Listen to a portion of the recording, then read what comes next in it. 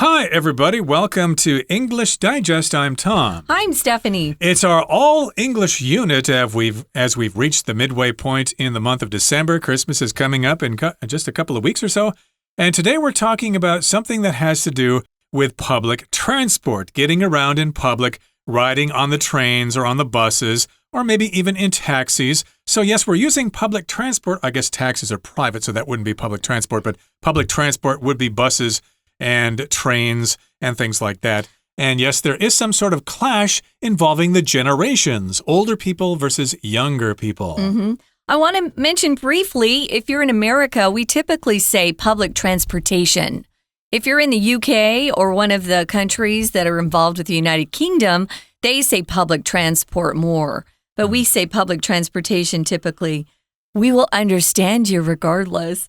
Generational, as Tom said, we've got older people kind of fighting with younger people. A generation just means all the people that were born around the same time.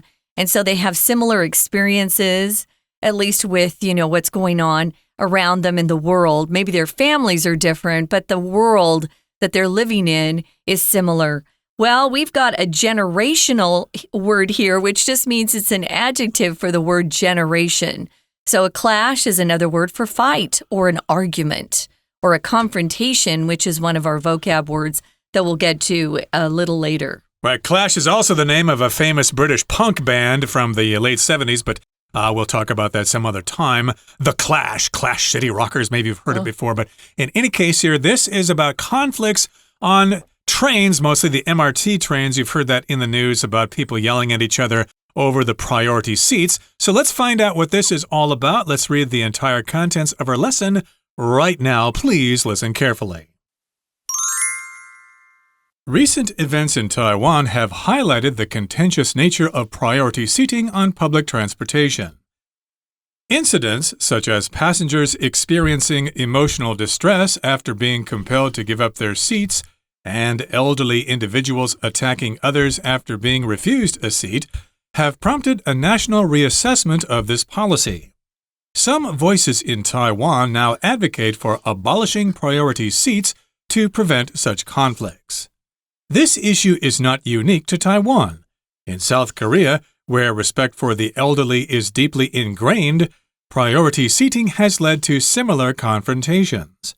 Younger passengers often face accusations of disrespect if they do not yield seats. In contrast, there are also instances where the elderly express discomfort at occupying regular seats, stating that they feel as if they are taking the seats of younger individuals.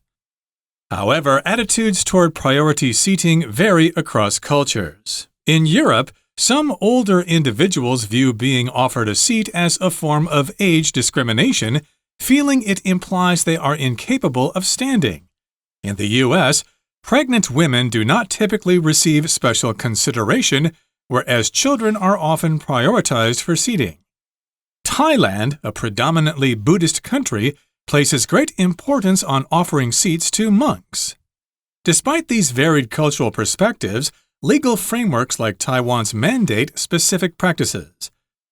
Under the People with Disabilities Rights Protection Act, public transportation systems are required to designate at least 15% of seats for priority groups.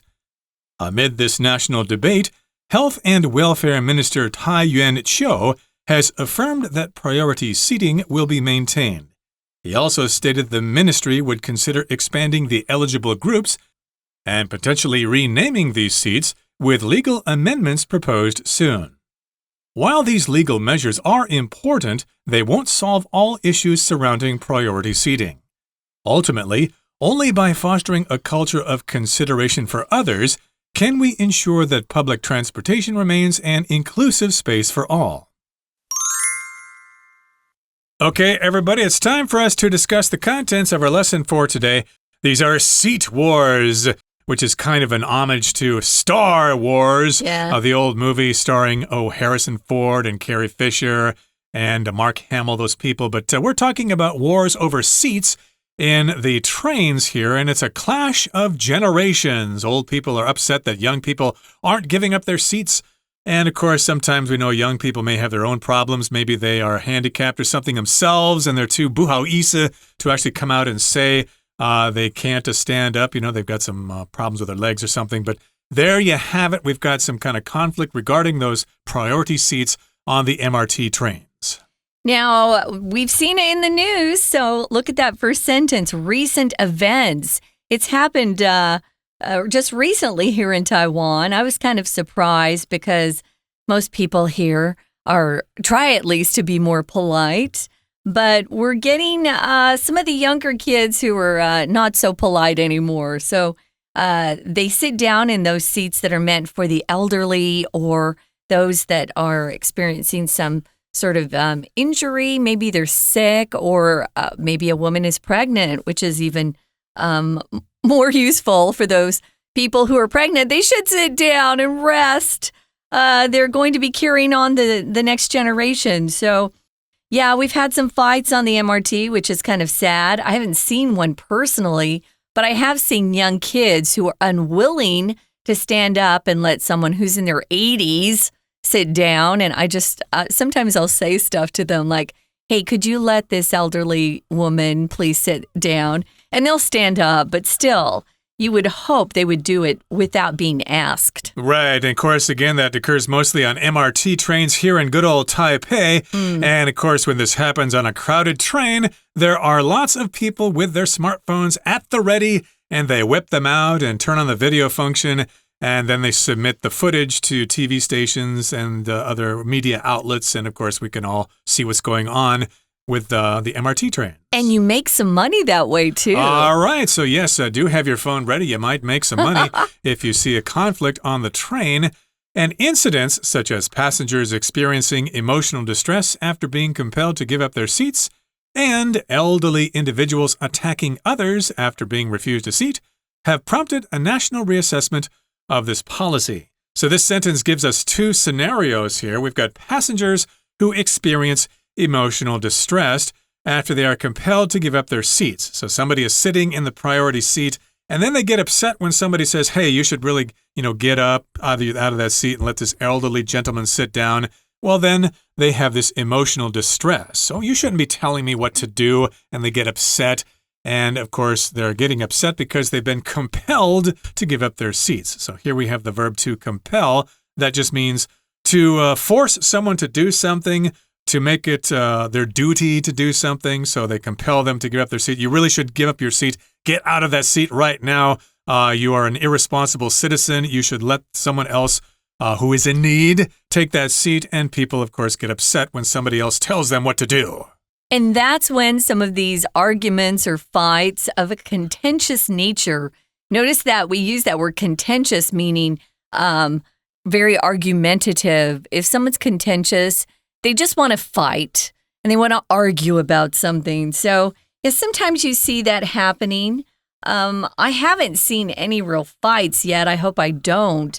But sometimes people just don't want to feel compelled to do anything. They don't want to feel like it's their duty, or they don't want to feel forced to do something they don't want to do.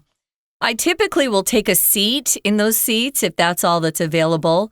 But when somebody comes along who's elderly or needs to sit down because they're pregnant or they don't feel well, I stand up. I don't think I need to be compelled to give up my seat. I think that's the right thing to do. So it's prompting or starting. If you prompt something to happen, you kind of give it a push. You kind of start something happening, and it has started a national reassessment. People are looking at this policy one more time. We had this policy already, and people are going, well, is it the right policy to have? I don't know. So some voices in Taiwan now advocate for abolishing priority seats to prevent such conflicts, which I think is a bad idea, but that's my opinion. Everybody has an opinion about something, so this is a good, I think, topic to have as a class discussion, Tom.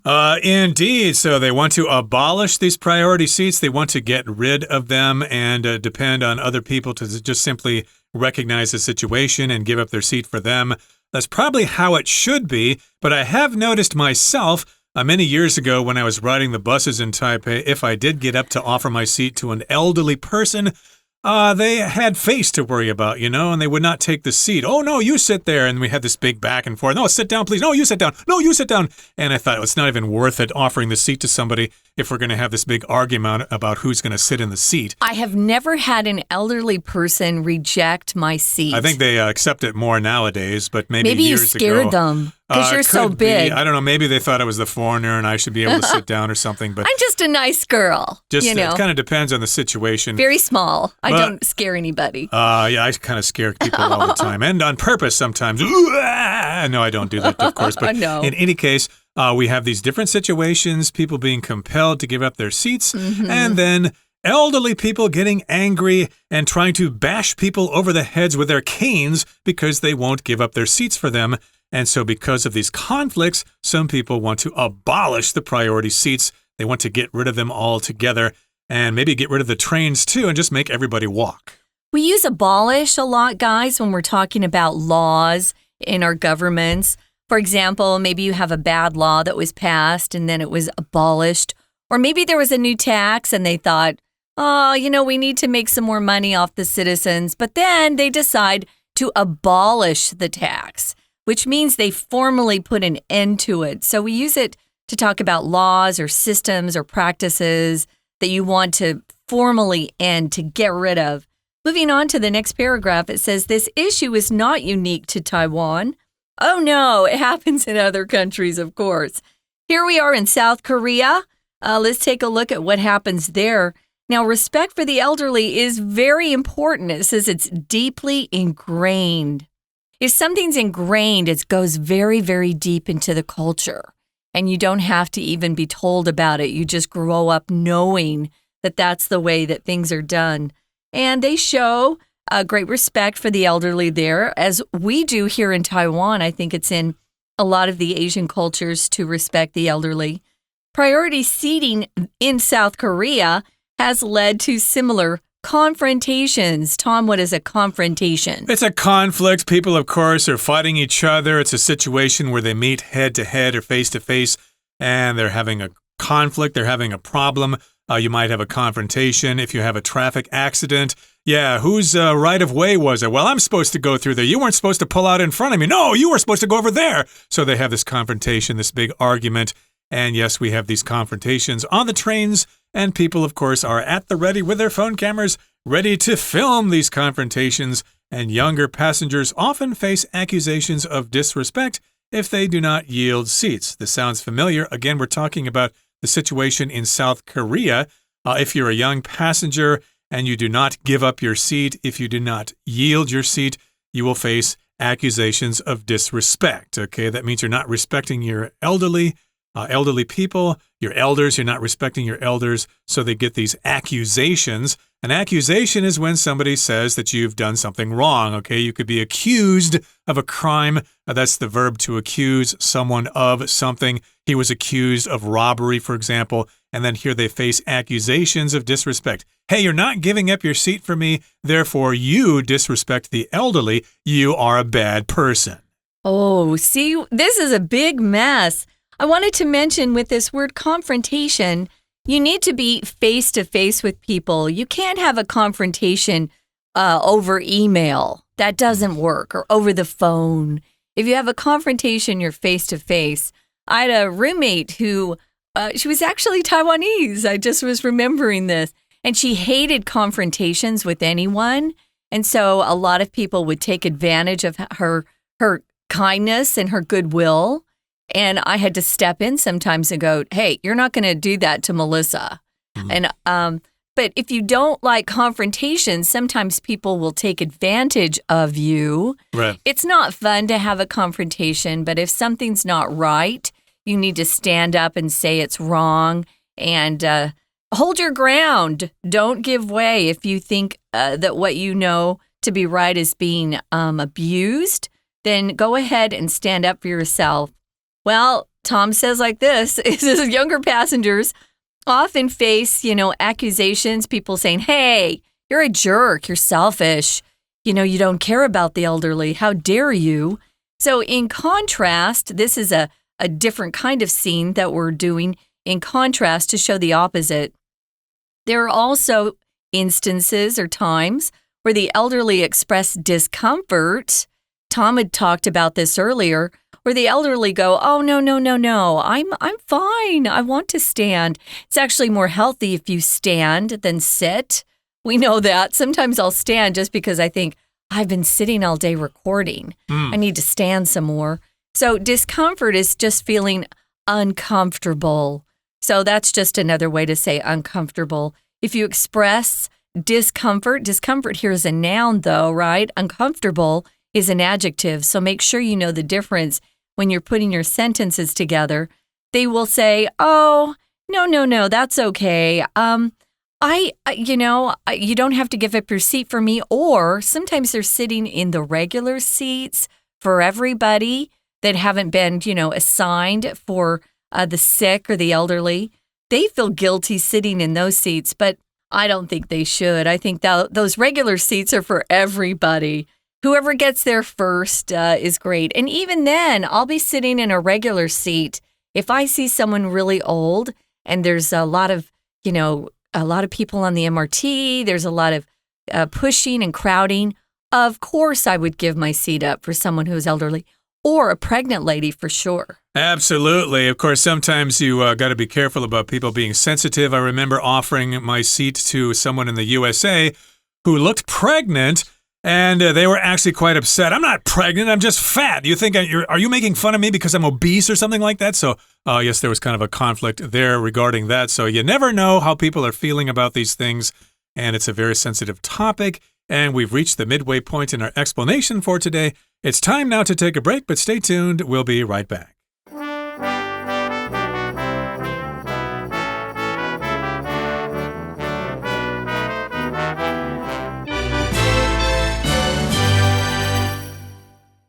Welcome back, guys. This is our all English unit, and today we're focused on some news.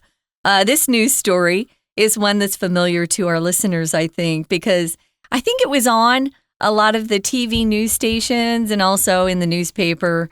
There were some fights on the MRT between people who thought they should be sitting in the priority seats instead of some of the younger generation.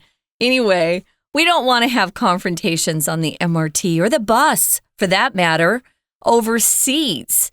Just make sure that you're being considerate and you're thinking of others. And are other people around you comfortable? If you do that, you'll never be in trouble. But that's what our news today is about. Seat wars, a generational clash or fight on public transportation or public transport. And we've talked about instances or situations in Taiwan where this has happened. And now people are sort of, talking over this policy. Should we change it? Should we leave it? What should we do? How can we make the citizenry, people who live here in Taiwan, happier? I don't know if we'll ever be able to make everyone happy. Sometimes we just have to, try to get along with others. Then we went to South Korea, and they have the same sort of problem where the younger passengers often face accusations of disrespect. Oh, you're a bad youngster. You're not thinking about others. You're so selfish. But there are also the elderly who don't really want to occupy those regular seats because they feel like those seats should go just to everybody. But I think they should sit down and be comfortable. They've lived a long, hard life, probably. They should put their feet up. So this is the news story that we're discussing. We're going to move on now and talk about attitudes toward priority seating and how they vary or they're not the same across different cultures. Right. We can agree that here in Taiwan and in South Korea and probably in Japan, people respect the elderly, and we should offer old people or older people our seats if they appear to want them. But the attitude may be different in different countries. So in Europe, for example, some older individuals view being offered a seat as a form of age discrimination, feeling it implies they are incapable of standing. So that's the situation in Europe. If you're riding the metro in Paris, for example, and you get up to offer your seat to an old gentleman who looks like he's maybe 75 or 80, he may be offended. Hey, do you think I really look that old and that I'm incapable of standing here? You're insulting me. So they see it as a form of age discrimination. If you discriminate against somebody, of course, you judge them to be inferior. You don't treat them equally, and so they see it as age discrimination. You just look down on me because I'm old. Well, that's what you might experience in Europe, perhaps. And in the U.S., it says, our writer does, pregnant women do not typically receive special consideration. I would argue with the writer about this. I don't agree with this sentence at all. I think pregnant women in America, they go about their lives, they work, and they usually work right up until the point where they have their baby.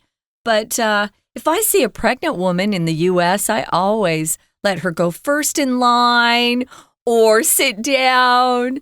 I figure they're probably pretty tired. You get really tired making another human being in your body.